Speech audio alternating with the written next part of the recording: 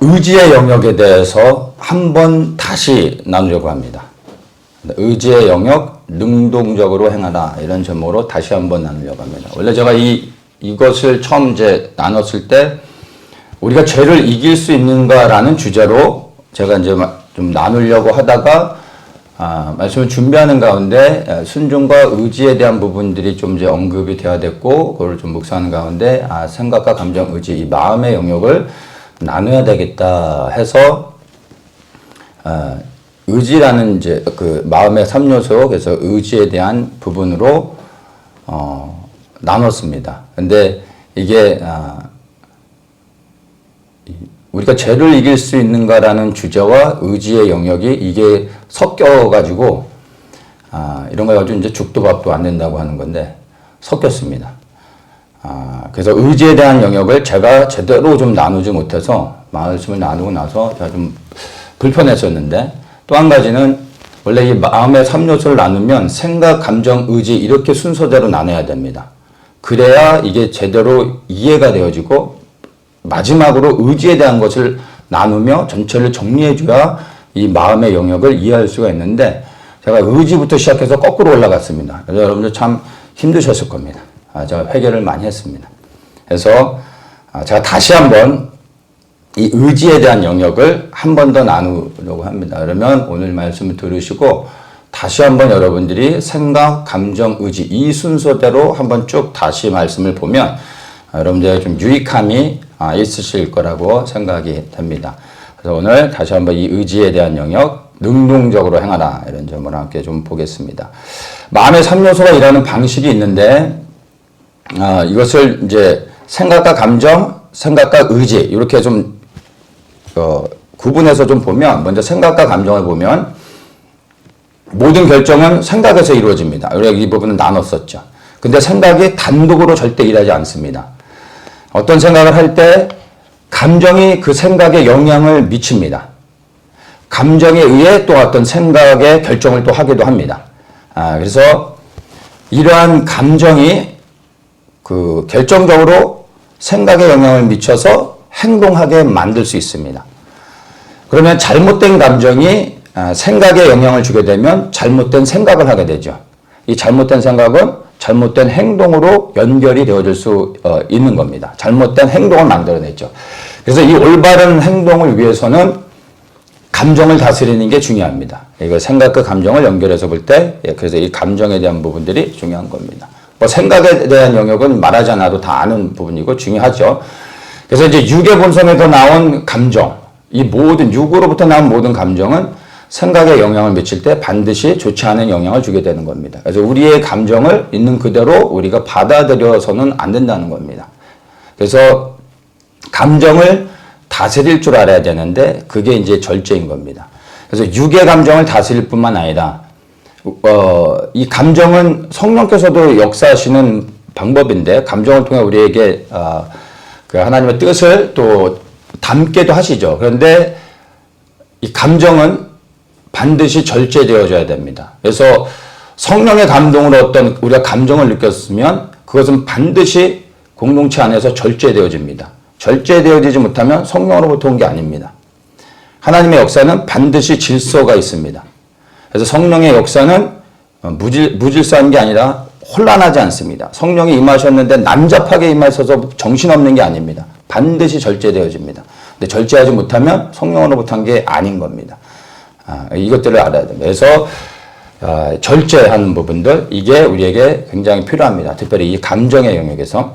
그리고 이제 생각과 의지를 보면 마음의 3요소 중에서 가장 중요하다라고 말하기보다는 중심에 있는, 중요하다라고 말할 수도 있겠죠. 근데 중심에 있는 요소가 바로 생각입니다.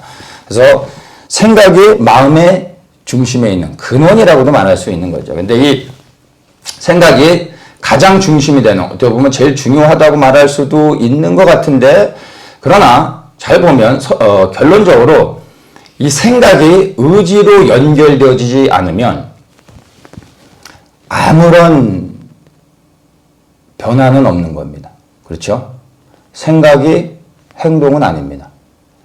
생각이 굉장히 중요하지만, 그러나 생각만 하면 아무런 일도 일어나지 않습니다. 내가 어떤 생각을 통해 결정을 했다 할지라도 의지를 통해서 행동을 만들어내지 않으면 생각일 뿐인 겁니다. 우리가 이제 무서워하지 않는 사람의 부류가 뭐냐면 말만 하는 사람. 말만 하는 사람들 우리가 무서워하지 않잖아요. 우습게 여기죠. 그렇죠? 마찬가지로 생각만 하는 사람. 생각은 많이 하고 좋은 생각도 많이 하는데 생각으로 머무는 사람은 별 볼 일 없는 사람입니다. 생각이 중요하지만 액션으로 연결되지 않으면 아무런 소용이 없는 겁니다. 열매가 없는 거죠. 그래서 여러분 선한 생각 너무 중요합니다. 그러나 선한 생각 자체가 선한 열매는 절대 아니라는 겁니다. 이것을 잘 이해를 하셔야 됩니다. 그래서 생각은 반드시 의지의 영역으로 넘어가서 행동으로 이끌어내서 무엇을 해냈을 때 생각의 열매를 맺게 되어지는 겁니다. 그래서 생각에서 시작해서 반드시 의지의 영역으로 끝나는 겁니다. 근데 이 생각과 의지의 중간에 감정이 있어서 이 감정은 생각에 영향을 주기도 하고 이 감정이 의지에 영향을 주기도 하는 겁니다. 근데 어쨌든 생각에서 의지로 넘어가야지 되는 겁니다. 많은 사람들이 생각과 감정에 대해서는 어느 정도 이해하는데 의지에 대한 부분은 사실은 가만 보면은 많이들 인식하지 못하고 잘 모릅니다. 근데 이 의지가 사실은 굉장히 중요합니다. 어떻게 보면 생각보다 사실은 더 중요한 게 의지의 영역입니다. 로마서 8장 5, 6절에 육신을 쫓는 자는 육신의 일을, 영을 쫓는 자는 영의 일을 생각하는 육의 생각은 사망이요 영의 생각은 생명과 평안이라. 영의 생각은 생명과 평안이라고 했는데 영의 생각 자체가 생명과 평안입니까? 여기서 말하는 건 그게 아니에요. 영의 생각 자체가 평안이 아니라 뭐라고 얘기합니까? 영의 생각은 영의 일을 생각하는 자들은 영을 쫓는다라고 말하고 있어요. 영을 쫓는 자는 영의 일을 생각하네. 영의 일을 생각하는 사람들은 영을 따라가는 사람들이라는 겁니다. 그러니까 생각하는 것이 끝나는 게 아니라 생각하는 사람은 따라간다라는 거야. 영에 생각하는 사람은 영을 따라가야 되는 겁니다. 그 영을 따라가는 자들이 열매를 맺는데 그 열매가 생명과 평안이라는 거예요. 생각 자체가 평안이 아니에요. 영의 생각을 했다고 해서 여러분이 생명을 얻는 게 아니에요. 영의 열매를 맺어야 되는데 그 열매는 영의 생각에서 영을 따라가는 삶을 보여야 열매를 맺게 되는 겁니다. 그게 생명을 얻는 것이라는 것을 우리에게 말해주고 있는 겁니다. 그래서 생각은 반드시 행함으로 연결되어져야 된다는 것을 여러분이 기억해야 됩니다. 근데 이 생각에서 행동으로 만들어내는 것이 의지입니다. 생각은 분별하고 결정하는 것이라면 감정은 느끼는 거죠. 그럼 의지는 뭘까요? 의지는 행동하는 겁니다. 생각이 행동을 하게 만드는 게 아니에요. 의지가 행동을 하게 만드는 겁니다. 그러니까 생각하고 있는 게 내가 아니라 행동하는 것이 진정으로 나라고 말할 수 있는 겁니다. 내가 무엇을 생각하냐가 곧 나의 나 자신이라고도 말할 수도 있는데 더 구체적으로 말하면 생각하는 게 내가 아니라 그 생각을 통해 어떤 것들을 행동으로 이끌어내는 사람, 그 행동을 통하여 진정으로 그 사람이 누구인지를 알 수 있는 겁니다. 말하지 않아도 그 사람의 삶을 통하여 행동을 통하여 이 사람이 누군지를 알 수 있잖아요. 근데 말로는 사실은 그 사람을 다 알 수 없습니다. 살아가는 모습, 삶을 통하여 알 수 있는 거죠. 그래서 그 의지는 곧 그 사람이다라고도 말할 수 있습니다. 그래서 그 사람의 인격이라 말할 수도 있고 그 사람의 존재라고도 말할 수 있습니다. 철학에서도 의지를 그 사람의 어떤 존재로서도 얘기를 합니다. 그래서 그만큼 의지가 굉장히 중요한 영역입니다. 우리 하나님을 좀 보면 우리가 하나님의 뜻을 통해서 하나님이 어떤 분인지를 압니다. 하나님의 뜻을 통해 하나님의 성품이 어떤지를 알죠. 하나님의 뜻을 통하여 하나님의 존재가 어떠한 분인지도 알 수 있습니다. 그래서 하나님은 하나님의 뜻을 우리가 분별할 때, 하나님이 이러한 성품을 갖고 있구나. 하나님의 뜻을 아는 만큼 하나님을 알아갈 수 있게 되고, 결국 하나님이 그 뜻을 이루어 가시는 것을 통하여 그분이 하나님 되심을 우리가 인정하게 됩니다. 그래서 하나님의 뜻이 곧 하나님이라고도 말할 수 있습니다. 근데 이 하나님의 뜻이 뭐예요? 하나님의 의지라고 말할 수 있는 거예요. 의지. 이것을 우리에게 적용해서 얘기할 수도 있습니다. 우리에게 이제 자아가 있죠. 모든 사람. 우리가 성숙한 그리스도인들은 자아를 부인해야 됩니다. 그렇죠? 이 부분은 너무나 잘 아는 거예요. 근데 자아를 부인한다는 걸 우리가 너무 잘 알고 있는데,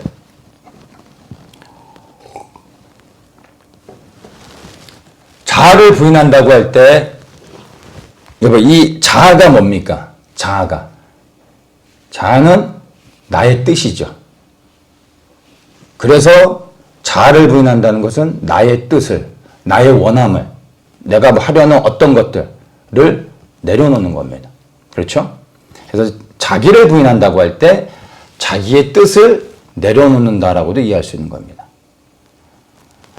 그래서 의지는 자기의 뜻을 행한다는 게 곧 자기의 의지라고 말할 수 있는 거잖아요. 그래서 의지는 곧 그 사람의 본질이라고 말할 수 있는 거예요. 의지는 곧 그 사람의 자아라고도 말할 수 있는 겁니다. 이 의지에 대해서 조금 더 이해가 되십니까? 그래서 정말로 그 사람을 대변하는 것은 생각이 아니라 그 사람의 자아잖아요. 근데 그 자아가 뭐예요? 그 사람의 의지라는 거예요. 의지가 정말 중요한 겁니다. 마지막 때 사단이 이제 짐승의 표를 통하여 전 세계를 통제하려고 하고 있잖아요. 그 짐승의 표를 받으면 사람의 생각을 먼저 컨트롤하고, 그 생각을 컨트롤해서 결론적으로 무엇을 하려고 합니까? 의지를 통제하고, 그리하여 우리로 하여금 하나님을 믿지 못하게 하고, 그들이 원하는 방식에 따라 그냥 순종하며 우리로 하여금 그냥 따라가도록 만들기 위해 짐승의 표를 주는 겁니다. 그러니까 무엇을 통제하려고 하는 거예요? 결론은 생각이 아니라 의지예요. 우리의 의지. 생각을 장악하여 의지를 통제하려고 하는 겁니다. 결론은. 그러면 그 의지가 중요하다라는 거죠. 최종적으로 우리의 의지를 통제하려고 하는 겁니다. 그래서 의지를 빼앗기면 여러분 다 잃어버리는 겁니다. 의지를 빼앗기면 여러분의 영혼을 잃어버리는 것이라고도 말할 수 있는 겁니다. 하나님께서 에덴 동산을 창조하신 다음에 아담에게 모든 것을 다 할 수 있도록 해주셨습니다. 그런데 딱 하나, 동산 중앙에 있는 선악과는 먹지 말라고 금지하셨습니다. 모든 것을 할 수 있지만 너는 이 선악과는 먹지 말아라. 먹으면 반드시 정령 죽으리라 라고 분명히 말씀하셨습니다. 근데 이것을 우리가 잘 이해를 해야 됩니다. 금지를 하셨는데 너 이거 먹지 말라라고 금지하셨지, 넌 이것을 절대 먹을 수 없을 것이다. 먹어봐라. 너 절대 못 먹을 것이다. 내가 너를 못 먹게 만들었다라고 하지 않으셨다는 거예요. 먹지 말라고 하셨지만 먹지 못하게 하진 않으셨다는 겁니다. 그래서 아담이 먹지 말라는 걸 알았지만 먹었잖아요. 너무나 쉽게 먹었잖아요. 왜냐하면 오픈되어 있었기 때문에. 이게 뭡니까? 자유의지를 주셨다는 거죠. 우리에게 자유의지를 주셨다는 것을 알죠. 그래서 사람들은 왜 그걸 못 먹게 만드셨어야지 왜 먹게 만드셔가지고 우리가 죄를 짓게 만들었냐라고 말씀을 하시는데, 하나님의 의도를 알면 우리가 그렇게 말할 수가 없습니다. 아담은 자유의지를 가지고 스스로 선택해서 무엇을 먹었어요? 선악과를 먹었는데 그 결과가 무엇입니까? 결국엔 사망이었다는 거예요. 그러면 가만히 보면 죽고 사는 것이 무엇에 달려 있다고요? 결국엔 의지의 결정에 달려 있는 겁니다. 우리의 영혼이 우리의 의지에 달려 있다라는 겁니다. 하나님께서 이렇게 위험 요소를 감수하면서까지 우리에게 자유의지를 주신 이유가 뭘까요? 사람들이 이걸 가지고 불평하기도 하는데 그렇지 않습니다. 하나님이 우리에게 이런 위험이 있으면서도 그럼에도 불구하고 우리에게 자유의지를 주신 것은 하나님께서 우리를 너무나 사랑하시기 때문에, 인격적으로 우리를 대하기 때문에 그렇게 하셨다는 겁니다. 우리를 사랑하셔서 자유의지를 주시고 그 자유의지를 가지고 스스로 선택해서 하나님께 나와 하나님과 친밀한 관계를 갖기를 기다리고 계셨던 겁니다. 제가 아내를 사랑하는데 아내한테 당신은 내가 말하면 무조건 네라고만 해 라고 해서 이리 와 그러면 네, 저리 가 네, 여기 앉아 네, 내 품에 안겨 네, 사랑한다고 말해 네. 이게 인격적인 관계가 느껴집니까? 깨가 쏟아집니까? 아니잖아요. 자유의지를 주고 스스로 선택해서 사랑해야 되는 거예요. 그럴 때 정말 두 사람 간에 친밀한 관계가 있는 거예요. 하나님은 그것을 원했던 거예요. 우리와 그렇게 우리에게 모든 것을 허락해 주시고 그러나 그 모든 자유를 가지고 하나님 앞에 스스로 나와 하나님을 예배하고 하나님 앞에 나와서 하나님을 찬양하고 하나님에 대한 사랑을 고백하고 하나님께 순종할 때 하나님이 기뻐하시고 우리를 사랑해 주시는 겁니다. 그럴 때 정말 친밀한 관계가 이루어지는 거죠. 근데 여기에 위험 요소도 있는 거예요. 그렇지 않을 때 하나님을 아프시게 하고 그렇게 하지 않을 때 우리는 사망을 당하게 된다는 겁니다. 아담은 이 자유의지를 가지고 생명을 선택한 게 아니라 사망을 선택한 것입니다. 그래서 여러분 하나님이 우리에게 자유의지를 주신 것은 우리로 하여금 죄에 빠지게 만드셨던 게 아니라 우리를 너무나 사랑하셨기 때문에 그래서 정말 인격적으로 우리와 함께하기를 원하셔서 자유의지를 주셨다는 걸 이해해야 됩니다. 자, 그래서 생각과 감정의 영역은 성령께서 간섭하십니다. 감동을 주시고 그리고 그것을 통하여 하나님께 나오고 반응하도록 하십니다. 그런데 이 의지의 영역은 전적으로 우리에게 맡기십니다. 100% 우리에게 맡기십니다. 터치하지 않으십니다. 컨트롤하지 않으십니다. 왜냐하면 말씀드린 것처럼 하나님은 우리를 사랑하시기 때문입니다. 생각을 통하여 감정을 통하여 우리로 하여금 의지를 결정해서 하나님께 나오도록 해주시지만 그러나 의지의 영역은 전적으로 우리의 역할이라는 겁니다. 그런데 사단은 반대로 우리의 생각, 감정뿐만 아니라 우리의 의지까지도 억압하고 통제해서 우리로 하여금 사단을 따를 수밖에 없게 만들려고 하는 겁니다. 왜냐하면 그는 우리를 사랑하지 않기 때문에 미혹하는 자이기 때문에 속이는 자이기 때문에 그렇게 하는 겁니다. 그래서 아담이 범죄한 후에 인간이 다 타락했죠. 이제 인간이 타락할 때 어디 영역까지 타락했냐면 우리의 그 마음의 영역까지 마음이 타락한 겁니다. 생각, 감정, 의지 이 세 영역이 다 타락을 했습니다. 그래서 예수 그리스도를 알지 못하는 즉 거듭나지 않은 상황에서 우리가 하는 모든 생각은 다 죄인 거예요. 이해되시죠? 예수 그리스도 없이 하는 모든 생각 아무리 선한 것 같아도 도덕적인 것 같아도 그리스도 없이 하는 모든 생각은 결국은 사망인 겁니다. 왜냐하면 타락했기 때문에. 그래서 우리가 거듭나야 되는 겁니다. 감정도 마찬가지고. 근데 이 의지의 영역도 동일한 겁니다. 그래서 우리가 가만히 보면 어떤 악한 생각을 하면은 악한 행동으로 바로 연결됩니다. 우리의 삶을 보면 알잖아요. 어떤 악한 생각을 했는데 이거는 생각을 한 다음에 내가 이 악한 일을 해야지 라고 다짐하지 않아도 우리가 악한 생각을 하면 행동으로 너무나 자연스럽게 연결됩니다. 여러분 죄를 질 때 내가 오늘은 꼭 죄 한번 져봐야지 나도 죄라는 걸 한번 지어봐야지 막 노력을 해가지고 여러분 죄를 짓습니까? 생각하지 않아도 하는 게 다 죄된 행동 아닙니까? 왜냐하면 우리가 타락했기 때문에. 뭐가 타락했냐는 아세요? 여기서 말하고자 하는 게 의지예요. 의지. 노력하지 않아도 우리는 죄를 짓습니다.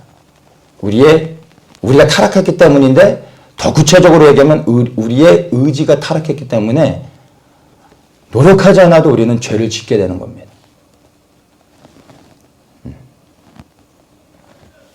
그런데 반대로 우리가 선한 생각을 하잖아요. 선한 생각을 하는데 가만히 생각해 보세요, 여러분. 선한 생각을 여러분이 했는데 그 선한 생각이 반드시 선한 행동으로 늘 연결이 되셨습니까? 선한 생각이 선한 행동으로 늘 열매를 맺으셨습니까? 아니잖아요. 우리 선한 생각, 선한 결정들 많이 하잖아요. 근데 그게 항상 즉시 선한 열매를 맺냐고요. 행동으로 옮겨지냐고요. 뭐 예를 들어서 내일부터는 막 기도도 많이 해야지. 안 되잖아요. 성경도 막 많이 봐야지. 하나님 앞에 순종해야지. 결정하고 다짐 많이 하잖아요. 근데 안 되잖아요. 노력해도 안 되잖아요. 왜냐하면 우리의 의지가 타락했기 때문입니다. 이를 악물고 해도 안 되는 거예요. 절대 안 된다는 게 아닙니다. 늘 자꾸 우리가 실패하는 이유가 바로 이 의지의 영역이 타락해 있기 때문인 겁니다. 로마서 7장 18절 19절에 사도 바울이 우리의 이런 상태를 말해줍니다. 사도 바울은 이거를 자기가 온몸으로 체험을 한 거죠.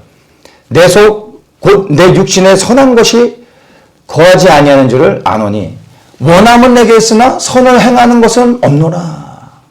내가 원하는 바 선은 하지 아니하고 도리어 원치 아니하는 바 악은 행하는도다. 이 말 나중에 여러분 이 말 다 끝나고 나면 로마서 그 6장, 7장, 8장을 이 의지의 영역 다 듣고 나서 나중에 한번 좀 더 묵상을 해보시면 그 말씀의 의미가 더 좀 깊이 와닿을 겁니다. 로마서 6장, 7장, 8장. 사도 바울이 이 고민을 많이 한 거예요. 자신이 하나님 앞에 삶을 드리고 헌신하고 나아가는데도 불구하고 이건 뭐 죄는 지려고 하지도 않았는데 죄는 그냥 자동으로 짓고 선한 생각을 품었음에도 불구하고 선한 행동으로 연결되지 않는 자신의 모습을 보는 거예요. 이걸로 인해 막 괴로워하고 이 로마서를 쓴 겁니다. 원하는 바와 선은 하지 아니하고 도리어 원치 않는 바 악은 행하는도다. 여러분 이런 고민 하십니까? 사도 바울이 이런 고민을 했던 거예요. 왜 이러냐면 이게 의지의 영역이 타락했기 때문입니다. 그럼 어떻게 하면 이 타락한 의지를 우리가 회복할 수 있을까요? 너무 간단하죠. 내가 죽고 그리스도가 사시면 되는 겁니다. 항상 원리는 너무 쉽습니다. 너무 간단해요. 근데 하는 게 어렵다라는 거죠. 여러분 내가 죽고 예수님이 내 안에 사신다는 거 이걸 잘 이해를 해야 됩니다. 우리가 거듭난다라고 말했잖아요. 거듭나는 건 내가 죽었다가 내가 다시 살아나는 게 아닙니다. 그러면 다시 내가 사는 거잖아요. 이거는 뭐 아무것도 아닌 거죠. 내가 죽었다 내가 다시 살아나면은 그놈이 그놈 아닙니까? 내가 죽고 예수님이 내 안에 사셔야 되는 거예요. 이게 거듭남이죠. 그럴 때 이제 내가 사는 게 아니라 내 안에 그리스도가 사심으로 인하여 이제 선한 그리스도의 뜻이 내 안에서 나타나지고 나는 거기에 이제 의지를 복종해 순종해 나가는 겁니다. 이렇게 해서 우리가 거듭날 때 예수님이 내 안에서 다시 사실 때 첫째 내 영이 새로워지는 겁니다. 새 영을 받게 되는데 새 영을 받는다는 건 다른 영을 새롭게 받는다는 이야기가 아니라 죽은 내 영이 살아나는 걸 말합니다. 근데 영이 어떻게 죽습니까? 영이 죽는다라는 것은 육신이 죽는 것처럼 죽는 게 아니라 하나님으로부터 분리되어지는 게 영이 죽는 겁니다. 우리의 영은 원래 하나님 앞에 있게 돼 있습니다. 근데 하나님으로부터 떨어져 나가는 게 영이 죽는 겁니다. 그래서 그리스도를 통하여 우리의 영이 다시 살아났습니다. 새 영을 받았습니다. 그리스도를 통하여 우리의 영이 하나님 앞에 나아가게 됐다는 겁니다. 새 영을 받았습니다. 그 다음에 우리가 새 마음을 받았습니다. 이 새 마음이 곧 생각, 감정, 의지 이것들을 새롭게 해주시는 겁니다. 우리의 생각을 새롭게 하시고 감정을 새롭게 하시고 그리고 의지를 새롭게 하시는 겁니다. 이 모든 것들이 새로워져서 이제 그리스도를 따르게 되어줄 겁니다. 그래서 우리는 이 새 마음을 받았는데 이 새 마음을 단련해야 됩니다. 이게 이제 영적인 디스플린이 되는 겁니다. 왜냐하면 영적으로 거듭났을 때 우리가 새 마음을 받았는데 이 새 마음은 하나님으로부터 온 새로운 마음이지만 그러나 어린아이와 같은 마음입니다. 생각과 감정과 의지가 새롭게 되어졌어요. 어린아이예요. 그래서 아직은 연약해요. 쉽게 얘기해서 이제 젖을 먹는 수준인 거죠. 단단한 음식을 먹을 수 있게끔 생각과 감정과 의지가 자라야 됩니다. 성장해야 됩니다. 이게 이제 영적 훈련이 되어지는 겁니다. 그래서 우리가 의지를 가지고 생각과 감정과 의지를 다 동원해서 주님께 순종하려고 하는데도 불구하고 안 되죠. 아직 새로워졌지만 새로워지는 즉시 자동으로 되는 게 아니라 성장해야 되는 겁니다. 싸워야 되는 겁니다. 근육을 키워야 되는 겁니다. 그 과정이 있는 거죠. 우리에게 주신 이 새 영과 새 마음으로 우리는 주님께 이제 순종을 하게 되는 겁니다. 순종을 해야 되는 겁니다. 이 순종의 과정이 그 주님과의 온전한 연합인 겁니다. 무엇이 연합이요? 그리스도께 순종하는 게 온전한 연합이라는 겁니다. 그래서 연합은 여러분 기도를 많이 하는 게 연합이 아닙니다. 방언으로 뭐 새로운 방언으로 막 여러 가지 방언으로 오랫동안 기도하는 게 연합이 아닙니다. 뭐 뜨겁게 찬양하고 예배를 많이 드리는 게 연합이 아닙니다. 여러분 기도할 때 뭔가 느끼고 막 임재를 경험했다고 해서 그게 그리스도와 연합이 아닙니다. 연합은 주님께 순종하는 것이 연합이 되는 겁니다. 여러분이 진정으로 그리스도와 연합하고 있는지를 보세요. 연합하기 쉽다고 해서 저 하늘만 바라보면서 찬양만 하고 있어서 연합이 되는 게 아니에요. 우리가 모든 걸 다 알았단 말이에요. 주님의 뜻도 알고 느끼고 보고 다 했는데 그래서 결론적으로 주님께 순종하지 않으면 무슨 소용이 있습니까? 주님과 상관없는 거잖아요. 그게 어떻게 주님과 연합이라 말할 수 있겠습니까? 그래서 주님과 정말 연합하기 위해선 순종해야 되는 겁니다. 그래서 이렇게 순종하지 않으면 결과적으로 우리는 하나님과 상관이 없는 것이고 그렇게 하나님과 상관없는 사는 삶을 살아갈 때 결론적으로 우리는 생명을 얻지 못합니다. 사망을 당하게 되는 거죠. 그래서 하나님께서 우리에게 최종적으로 원하시는 게 있는데 그게 순종입니다. 순종. 근데 이 순종이 뭐라고요? 100% 나의 의지라는 거예요. 강압하지 않는다는 거예요. 팔을 꺾어서 데려가지 않으신다는 거예요. 사랑하시기 때문에. 그래서 우리의 의지를 동원해 순종해야 되는 겁니다. 그러면 이제 제가 의지에 대해서 얘기하면서 순종도 잠깐 얘기했는데 의지와 순종의 관계를 보면 여러분 그러면 의지가 곧 순종이라고 말할 수 있을까요? 의지가 순종이고 순종이 의지 같은 것이라 말할 수 있을까요? 아닙니다. 의지를 통하여 순종을 하는 겁니다. 의지와 순종은 다른 겁니다. 선한 의지의 결과가 순종이 되는 것이죠. 나의 자유의지를 가지고 하나님의 뜻을 비로소 행할 때 순종이 되는 겁니다. 그래서 의지가 곧 순종이 아닌 겁니다. 의지의 결과가 순종이 되는 거죠. 나의 의지의 결정이 무엇이냐에 따라 그게 순종이 되어줄 수도 있고 불순종이 되어줄 수도 있는 겁니다. 하나님의 뜻을 행하는 의지의 결과가 곧 순종이 되는 겁니다. 순종하기 위해서는 무엇이 필요합니까? 의지가 필요하다는 것입니다. 제가 말하고 싶은 건 이겁니다. 우리는 순종하면 의지에 대한 걸 여러분이 잘 아마 못 들어보셨어요. 그러니까 우리는 늘 순종에 대한 것들만 많이 듣고 또 강조하죠. 그래서 순종하면은 대부분 순종을 우리는 수동적인 것으로 생각을 합니다. 경향이 있어요. 나는 아무것도 생각하지 않고 가만히 있어야 되는 거고 하나님 말씀하시면 네 하고 해야 되는 거. 그래서 아무런 계획도 할 필요도 없고 그냥 멍 때리고 있다가 그냥 이거 해라 하면 네, 저거 해라 하면 네 하는 게 순종으로 생각하고 있습니다. 그래서 뭔가 순종하려고 할 때 우리는 멈칫거리는 부분들이 있어요. 이런 것들을 순종으로 생각하는 사람들이 있습니다. 근데 그게 아닙니다. 순종 안에 의지가 있는 겁니다. 자, 순종을 우리는 수동적으로 생각하는데 그러면 이걸 좀 두고 의지를 보면 의지는요, 능동적인 겁니다. 여러분, 능동적인 게 무슨 의미인지 아십니까? 우리 능동적이다, 적극적이다 이런 얘기 하잖아요. 능동적인 것은 내가 자발적으로 스스로 무엇인가를 결정하고 그리고 그것을 성취하기 위해 나의 최선을 다하며 무엇인가를 행하는 겁니다. 이게 능동적인 겁니다. 능동적으로 무엇을 한다라고 말할 때 이거예요. 무엇이 있어요? 나의 의지를 동원해서 내가 자발적으로 무엇을 결정하고 그것을 이루기 위해 열심히 하는 겁니다. 이게 능동적이라고 말하는 거예요. 근데 적극적인 거는 나의 의지를 제외한 겁니다. 쉽게 얘기해서 어떤 사람이 무슨 일을 하다가 이거 좀 도와주세요 했는데 네 알겠습니다 하고 그 일을 열심히 최선을 다해서 도와줬어요. 이것을 가지고 적극적이다라고 말하는 겁니다. 그 일을 최선을 다해서 해줬지만 거기에는 나의 의지가 없어요. 내가 자발적으로 생각하고 계획해서 하는 게 아니라 도와달라고 했는데 나의 최선을 다했을 뿐입니다. 이걸 적극적이라고 말하는 겁니다. 그래서 능동적인 것과 적극적인 것은 전혀 다른 겁니다. 그러면 이것을 가만히 보면요. 우리 그리스도인들이 여러분 적극적인 삶을 살아야 되겠습니까? 능동적인 삶을 살아야 되겠습니까? 능동적인 삶을 살아야 되는 겁니다. 그 능동적인 삶이란 우리의 생각을 통해 하나님의 뜻을 결정하고 나의 뜻으로 그것을 취하고 그건 생각의 결정이죠. 그 다음에 의지를 동원해서 하나님의 뜻을 행해야 되는 겁니다. 생각과 의지는 다른 영역입니다. 먼저 생각이 결정이 되어져야 의지가 움직일 수 있겠죠.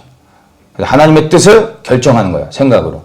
그리고 의지를 통하여 하나님의 뜻을 행하는 겁니다. 그래서 그 결과가 순종이 되는 겁니다.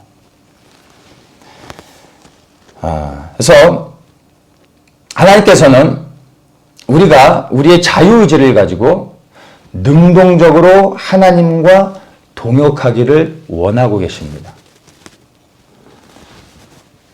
내가 가만히 있으면 하나님께서 갑자기 무슨 생각을 줘서 1, 2, 3, 4 뭘 해야 될 일을 쫙 말씀해 주시고 야, 넌 지금 오늘은 이거 해라 내일은 저거 해라 일일이 이렇게 말씀하지 않으신다라는 거예요. 멍하니 있다가 그냥 어느 날 빛이 임해가지고 하나님이 이렇게 하라고 한다고 해서 하는 게 순종이 아니라 이해되십니까? 하나님의 뜻을 분별하고 그 뜻을 나의 것으로 취하고 그 다음에 능동적으로 내가 이제 그 하나님의 뜻을 위하여 행하며 나아가는 겁니다. 제가 저를 향한 하나님의 뜻이 무엇인지를 압니다. 제 길을 예비하는 거예요. 그래서 그걸 놓고 오랫동안 기도하는 가운데 하나님께서 환경들을 열어주시고 마음도 주시고 했을 때 제가 한국에 돌아오기로 마음을 정했습니다.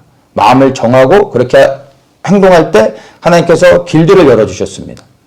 북한은 지금 안 열려 있지만 주님께서 북한을 향한 마음을 주셨고 그게 하나님의 뜻이라는 걸 제가 알기 때문에 지금 아무런 변화도 없지만 우리가 계속 같이 기도하잖아요. 열리면 마음을 정하고 들어갈 겁니다. 그러면 그때가 되어지면 제가 마음을 정하고 의지를 동원해 그렇게 행할 때 하나님께서 또한 길을 여시며 함께 하실 것을 믿습니다.